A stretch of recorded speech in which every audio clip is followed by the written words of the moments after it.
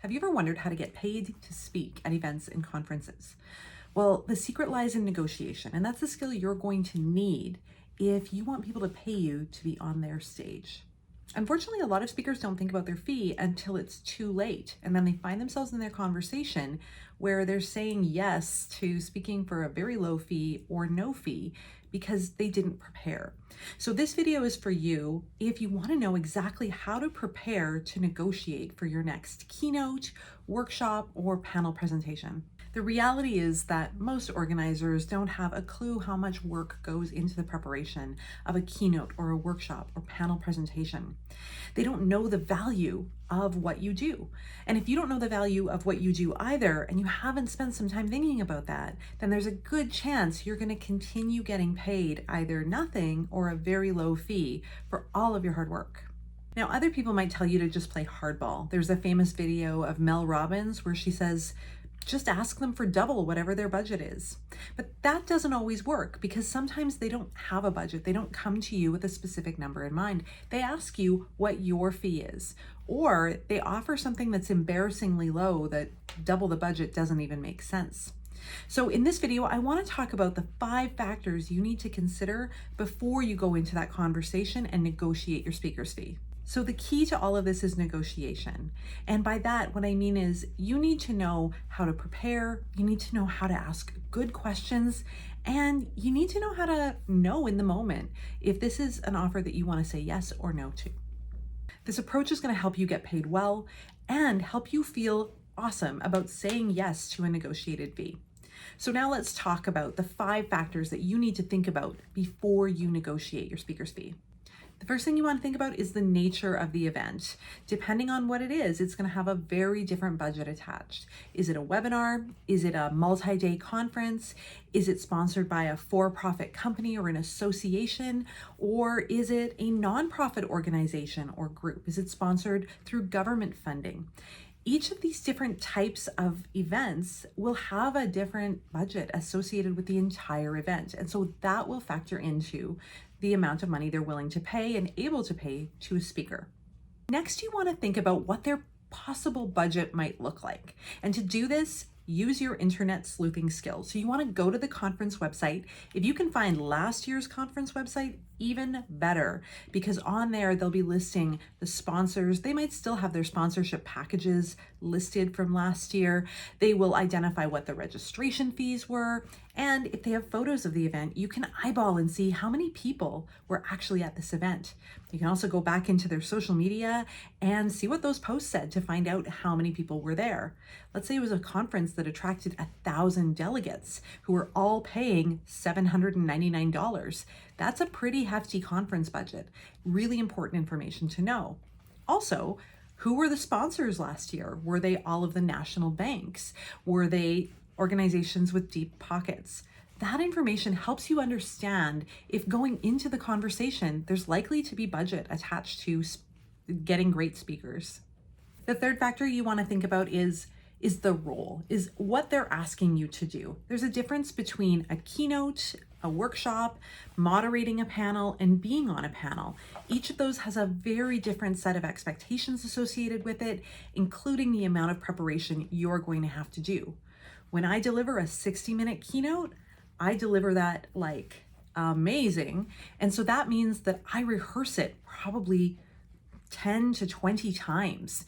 And at 60 minutes per time, that adds up to a lot of hours spent preparing for a keynote.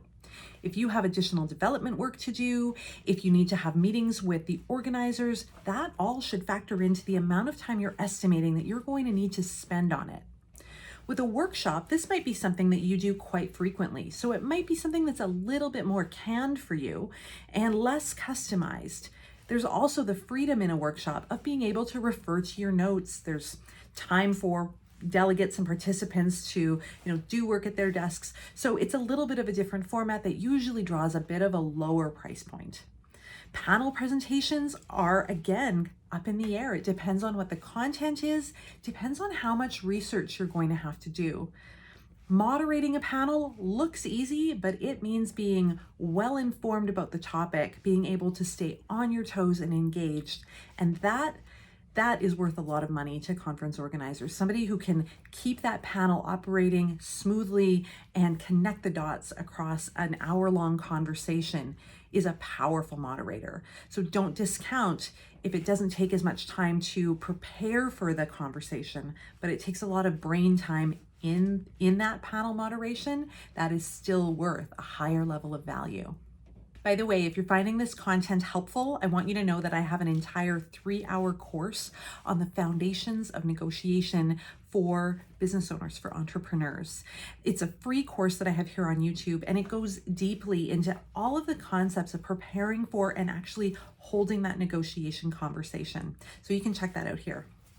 The fourth factor you want to consider: how you feel about the organization. Now, if it's an organization that you really love, it's maybe a local organization that does amazing work with people who you care about, then you're probably going to be more willing and feel better about saying yes to a lower offer or even no fee than if it's an organization that you really don't care about. So spend some time thinking about, what is that organization? Do its values align with you? When you look at the speaker list, are those other people who are in line with what you do, and would you jump to be on the same stage as them? If the answer is yes, then maybe you have a bit more range than you're used to. If the answer is no, and ultimately they don't want to pay your fee, then it's actually a really easy no for you because the values aren't in alignment. The last area that you want to think about is your range. So when I talk about range, I always talk about it as topped by the generous level up here, and the bottom of that range is what I call the dignified level.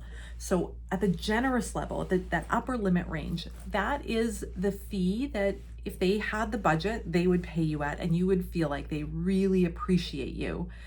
They appreciate what you do. They're excited to have you there. You state a price and they say, yes, we can make that work, right? And we all feel good about it. That's the generous level. Now, that's where I want you to start. So if they don't offer a price, that's where I want you to start and say, well, my fee is typically at that level. Now, if on the other hand, they come back and say, well, we can't afford that, you have the opportunity to negotiate down from there. And you can negotiate within any range that you want. But I want you to think about what dignified looks like to you well before that conversation. So dignified might be a free speech. It might be that you're going to donate your time if it's an organization that's values aligned, if it's an organization, an opportunity for you to get in front of an ideal audience, to share a message with the right people, you might want to say yes. But I also want you to think about other things that you can ask for. Now, they'll probably offer you conference registration and the meal, and that's kind of standard, but are they videotaping the event? And can you have a copy of that? Can you have professional photos taken of you speaking? Those are really valuable. It costs upwards of $2,500 to have somebody record and edit your video from the day. So if that's something they're willing to do as part of their overall day, and you can get that and not have to pay tax on it, it's actually a very valuable benefit. So think about all of the things that you might want to ask for in addition to the payment that you get, but also in the case where you might not get payment at all. So again, you want to make sure you're thinking through all of those questions. What kind of an event is this? What do you think their budget might be?